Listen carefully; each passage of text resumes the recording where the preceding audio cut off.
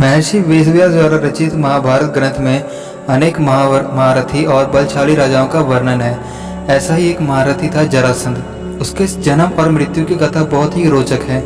जरासंध मगध का राजा था। वह अन्य राजाओं को हराकर अपने पहाड़ी किले में बंदी बना लेता था। जरासंध बहुत ही क्रूर राजा था।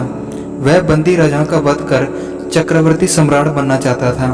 भीम ने 13 दिन तक कुश्ती लड़ने के बाद जरासंध को पराजित करके उसका वध किया था। जरासंध मथुरा के राजा कंस का ससुर और परम मित्र था। उसकी दोनों पुत्रियों असित और प्रापित का विवाह कंस से हुआ था।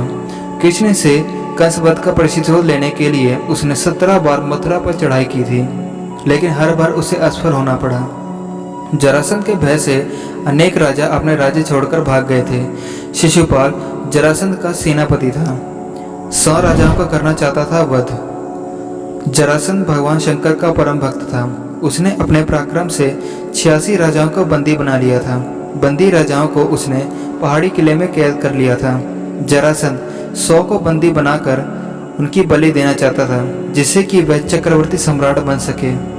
ऐसे हुआ था जरासंध का जन्म। मगध देश में बृहद्रथ नाम का राजा था। उसकी 2 पत्नियां थीं, लेकिन उन्हें कोई संतान नहीं थी। एक दिन संतान की चाह में राजा बृहद्रथ महात्मा चंड कौशिक मुनि के पास पहुंचे। वहां उन्हें चंड कौशिक मुनि ने एक फल दिया और कहा कि यह फल अपनी पत्नी को खिला देना, तुम्हें संतान की प्राप्ति होगी। राजा बृहद्रथ की 2 पत्नियां थीं। राजा ने वह फल आधा आधा काटकर अपनी दोनों रानियों को खिला दिया। समय आने पर दोनों रानियों के गर्भ से शिशु के शरीर का एक एक टुकड़ा पैदा हुआ। रानियों ने घबराकर शिशु के दोनों जीवित टुकड़ों को बाहर फेंकवा दिया। उसी समय वहां से एक राक्षसी गुजरी। उसका नाम जरा था। जब उसने जीवित शिशुओं के 2 टुकड़ों को देखा तो उसे अपनी माया से उन दोनों टुकड़ों को जोड़ दिया और वह शिशु एक हो गया। एक होते शरीर को देखकर वह शिशु जोर जोर से रोने लगा। बालक की रोने की आवाज़ सुनकर दोनों रानियां बाहर निकली और उन्होंने बालक को गोद ले लिया। राजा बृहद्रथ भी वहां आ गए और उन्होंने उस राक्षसी से उसका परिचय पूछा। राक्षसी ने राजा को सारी बात सच सच बता दी।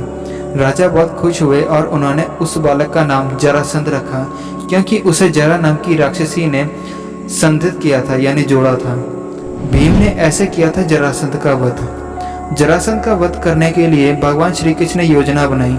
योजना के अनुसार श्री कृष्ण, भीम और अर्जुन ब्राह्मण का वेश बनाकर जरासंध के पास गए और उसे कुश्ती लड़ने के लिए ललकारा। जरासंध समझ गया कि वह ब्राह्मण नहीं है। जरासंध के कहने पर श्री कृष्ण ने अपना परिचय दिया। जरासंध ने भीम से कुश्ती करने का निर्णय किया। राजा जरासंध और भीम का युद्ध कार्तिक कृष्ण प्रतिपदा से 13 दिन लगातार चलता रहा। 14वें दिन भीम ने श्री कृष्ण का इशारा समझकर जरासंध के शरीर के 2 टुकड़े कर दिए। जरासंध का वध कर भगवान श्री कृष्ण ने उसकी कैद में जितने राजा थे सबको आजाद कर दिया और कहा कि धर्मराज युधिष्ठिर चक्रवर्ती पद प्राप्त करने के लिए राजसूय यज्ञ करना चाहते हैं। आप लोग उनकी सहायता कीजिए। राजाओं ने श्री कृष्ण का यह प्रस्ताव स्वीकार कर लिया और धर्मराज युधिष्ठिर को अपना राजा मान लिया। भगवान श्री कृष्ण ने जरासंध के पुत्र सहदेव को अभयदान देकर मगध का राजा बना दिया।